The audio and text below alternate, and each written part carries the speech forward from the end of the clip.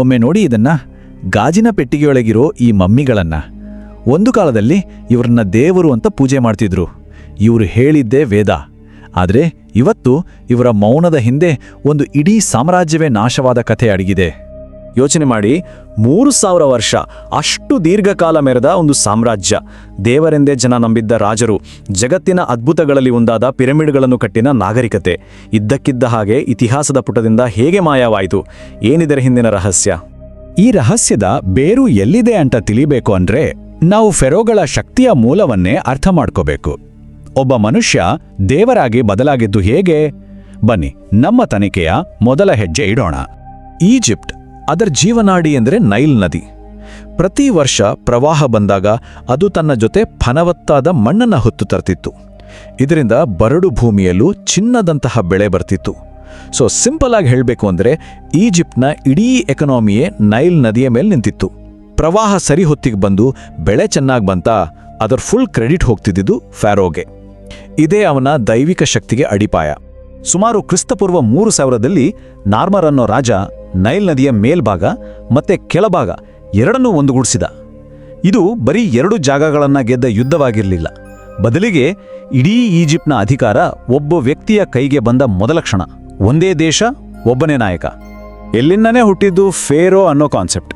ಫೇರೋ ಅಂದರೆ ಸುಮ್ಮನೆ ರಾಜ ಅಲ್ಲ, ಅವನು ಭೂಮಿ ಮೇಲೆ ಓಡಾಡೋ ದೇವರು. ಪಾಲಿಟಿಕ್ಸ್ ಮತ್ತೆ ಧರ್ಮ ಎರಡೂ ಒಂದಾಗಿ ಹೋಯಿತು. ಬೆಳೆ ಚೆನ್ನಾಗಿ ಬಂದರೆ ಫೇರೋ ದೇವ್ರುಗಳನ್ನ ಖುಷಿಯಾಗಿಟ್ಟಿದ್ದಾನೆ ಅಂತ ಅರ್ಥ.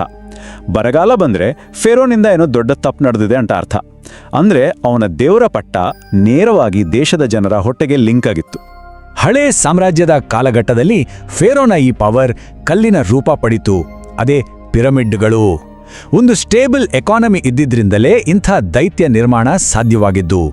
ಇಡೀ ದೇಶ ಫೇರೋನ ಒಂದು ಮಾತಿಗೆ ತಲೆಬಾಗತ್ತೆ ಅನ್ನೋದಕ್ಕೆ ಇದಕ್ಕಿಂತ ದೊಡ್ಡ ಸಾಕ್ಷಿ ಬೇಕಾ? ಪಿರಮಿಡ್ ಕಟ್ಟೋಕೆ ಬಳಸಿದ ಒಂದೊಂದೇ ಕಲ್ಲಿನ ತೂಕ ಸರಾಸರಿ 2.5 ಟನ್, ಅಂದರೆ ಒಂದು ದೊಡ್ಡ ಕಾರಿನಷ್ಟು ತೂಕ. ಇಂಥ ಲಕ್ಷಾಂತರ ಕಲ್ಲುಗಳನ್ನು ಸಾಗಿಸೋಕೆ ಎಂಥ ಪವರ್ ಬೇಕು, ಎಂಥ ಪ್ಲಾನಿಂಗ್ ಬೇಕು. ಇದೆಲ್ಲವೂ ಸಾಧ್ಯವಾಗಿದ್ದು ಫಾರೋನ ಒಂದೇ ಒಂದು ಆಜ್ಞೆಯಿಂದ.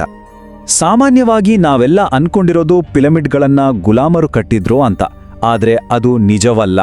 ಸಂಶೋಧನೆಗಳ ಪ್ರಕಾರ ಇವನ್ನ ಕಟ್ಟಿದ್ದು ಸಂಬಳ ತಗೋತಿದ್ದ ನುರಿತ ಕೆಲಸಗಾರರು. ಅವರಿಗೋಸ್ಕರ ಪಕ್ಕದಲ್ಲೇ ಊರುಗಳನ್ನು ಕಟ್ಟಿ ಊಟ, ಬೀರ್ ಹಾಗೂ ಅವರ ಕುಟುಂಬದ ಜೊತೆ ಇರೋಕ್ಕೂ ವ್ಯವಸ್ಥೆ ಮಾಡಲಾಗಿತ್ತು. ಇದು ಗುಲಾಮಗಿರಿ ಅಲ್ಲ, ಬದಲಿಗೆ ಆ ಕಾಲದ ಅತಿದೊಡ್ಡ ಗವರ್ಮೆಂಟ್ ಪ್ರಾಜೆಕ್ಟ್. ಎಲ್ಲವೂ ಪರ್ಫೆಕ್ಟ್ ಆಗಿದ್ದ ಈ ಸಿಸ್ಟಮ್ನಲ್ಲಿ ಮೊದಲ ಬಾರಿಗೆ ಒಂದು ದೊಡ್ಡ ಬಿರುಕು ಕಾಣಿಸ್ತು. ಈಜಿಪ್ಟ್ ಸಾಮ್ರಾಜ್ಯದ ಪತನದ ಕಥೆಯಲ್ಲಿ ಇದು ತುಂಬಾನೇ ಮುಖ್ಯವಾದ ಸುಳಿವು. ದೇವರಂತಿದ್ದ ಫಾರೋನ ಅಧಿಕಾರಕ್ಕೆ ಬಿದ್ದ ಮೊದಲನೇ ಮಾರಣಾಂತಿಕ ಹೊಡೆತ. ಸುಮಾರು ಕ್ರಿಸ್ತಪೂರ್ವ 2100 ಈಜಿಪ್ಟ್ನ ಜೀವನಾಡಿ ನೈಲ್ ನದಿ ಕೈಕೊಟ್ಟಿತು. ವರ್ಷಗಟ್ಟಲೆ ಸರಿಯಾಗಿ ಪ್ರವಾಹ ಬರಲೇ ಇಲ್ಲ. ಬೆಳೆ ನಾಶವಾಯಿತು. ದೇಶದ ಮೂಲೆ ಮೂಲೆಯಲ್ಲೂ ಹಸಿವಿನ ಕೂಗು. ಆಗ ಜನರಿಗೆ ಒಂದು ಸತ್ಯ ಅರಿವಾಯಿತು. ತಮ್ಮನ್ನ ಕಾಪಾಡಬೇಕಿದ್ದ ದೇವರು ಫೇಲ್ ಆಗಿದ್ದಾನೆ. ಅವರ ನಂಬಿಕೆಯ ಅಡಿಪಾಯವೇ ಕುಸಿಯೋಕ್ ಶುರುವಾಯಿತು. ಯಾವಾಗ ಹೊಟ್ಟೆಗೆ ಹಿಟ್ಟಿಲ್ಲವೋ ಆಗ ದೇವರ ಮೇಲಿನ ನಂಬಿಕೆಯೂ ಇರಲ್ಲ. ಜನರ ಹಸಿವು ನೀಗಿಸೋಕಾಗದ ಫೆರೋನ ದೈವಿಕ ಅಧಿಕಾರವೂ ಹೋಯಿತು. ಇದೇ ಚಾನ್ಸ್ ಅಂತ ಸ್ಥಳೀಯ ಗವರ್ನರ್ಗಳು ತಾವೇ ಸ್ವತಂತ್ರರು ಅಂತ ಘೋಷಿಸಿಕೊಂಡ್ರು. ಒಂದಾಗಿದ್ದ ಈಜಿಪ್ಟ್ ತುಂಡು ತುಂಡಾಗಿ ಅಂತರ್ಯುದ್ಧ ಶುರುವಾಯಿತು. ಈ ದೊಡ್ಡ ಆಘಾತದಿಂದ ಈಜಿಪ್ಟ್ ಚೇತರಿಸ್ಕೊಳ್ತು ನಿಜ, ಆದರೆ ಅದು ಮತ್ತೆ ಮೊದಲಿನ ಥರ ಇರಲಿಲ್ಲ. ಹಳೆ ಗಾಯ ಮಾಸೋ ಮೊದಲೇ ಹೊರಗಿನಿಂದ ಮತ್ತು ಒಳಗಿನಿಂದ ಹೊಸ ಸವಾಲುಗಳು ಶುರುವಾದವು. ಈ ಸವಾಲುಗಳು ಈಜಿಪ್ಟ್ನ ಭವಿಷ್ಯವನ್ನೇ ಶಾಶ್ವತವಾಗಿ ಬದಲಾಯಿಸಿಬಿಟ್ವು. ಹೆಕ್ಸೋಸ್ ಅನ್ನೋ ಒಂದು ವಿದೇಶಿ ಜನಾಂಗ ಈಜಿಪ್ಟ್ ಮೇಲೆ ದಾಳಿ ಮಾಡಿತು. ಅವರತ್ರ ಕುದುರೆ, ರಥ, ಅಡ್ವಾನ್ಸ್ಡ್ ಬಿಲ್ಲುಬಾಣ ಮತ್ತು ಒಳ್ಳೆ ಕ್ವಾಲಿಟಿ ಲೋಹದ ಆಯುಧಗಳಿದ್ವು. ಅವರ ಮುಂದೆ ಈಜಿಪ್ಟ್ ಸೈನ್ಯ ನಿಲ್ಲೋಕೆ ಆಗಲೇ ಇಲ್ಲ. ಇದು ಬರೀ ಯುದ್ಧದ ಸೋಲಾಗಿರಲಿಲ್ಲ, ಇದು ನಂಬಿಕೆಯ ಸೋಲು. ಭೂಮಿ ಮೇಲಿನ ದೇವರು ಹೊರಗಿನವರ ಹತ್ರ ಹೇಗೆ ಸೋಲೋಕೆ ಸಾಧ್ಯ ಅನ್ನೋ ಪ್ರಶ್ನೆ ಎಲ್ಲರನ್ನೂ ಕಾಡಿತು. ಈ ಸೋಲಿನಿಂದ ಈಜಿಪ್ಟ್ ಒಂದು ಪಾಠ ಕಲ್ತಿತ್ತು. ಹೆಕ್ಸೋಸ್ರನ್ನ ದೇಶದಿಂದ ಓಡಿಸಿದ ಮೇಲೆ ಅವರದ್ದೇ ತಂತ್ರವನ್ನು ಬಳಸಿತು. ಅವರ ಟೆಕ್ನಾಲಜಿಯನ್ನೇ ಕಾಪಿ ಮಾಡಿ ಬದುಕುಳಿಯೋಕೆ ತಾನೇ ಒಂದು ಆಕ್ರಮಣಕಾರಿ ಶಕ್ತಿಯಾಗಿ ಬದಲಾಯಿತು. ಇನ್ನು ಮೇಲೆ ಬರೀ ರಕ್ಷಣೆಯಲ್ಲ, ಸಾಮ್ರಾಜ್ಯ ವಿಸ್ತರಣೆಯೇ ಗುರಿಯಾಯಿತು. ಹೊರಗಿನ ಶತ್ರುಗಳಷ್ಟೇ ಅಲ್ಲ, ಒಳಗಿನಿಂದಲೂ ಒಂದು ದೊಡ್ಡ ಶಾಕ್ ಕಾದಿತ್ತು. ಅಖೇನಾಟನ್ ಅನ್ನೋ ಫೇರೋ ಅಧಿಕಾರಕ್ಕೆ ಬಂದ. ಅವನು ಸಾವಿರಾರು ವರ್ಷಗಳಿಂದ ಜನ ನಂಬ್ಕೊಂಡು ಬಂದಿದ್ದ ಎಲ್ಲಾ ದೇವರುಗಳನ್ನ ನಿಷೇಧಿಸಿ ಕೇವಲ ಒಬ್ಬನೇ ದೇವನನ್ನ ಪೂಜೆ ಮಾಡಿ ಅಂತ ಆದೇಶಿಸಿದ. ರಾಜಧಾನಿಯನ್ನೇ ಬೇರೆ ಕಡೆಗೆ ಶಿಫ್ಟ್ ಮಾಡ್ದ.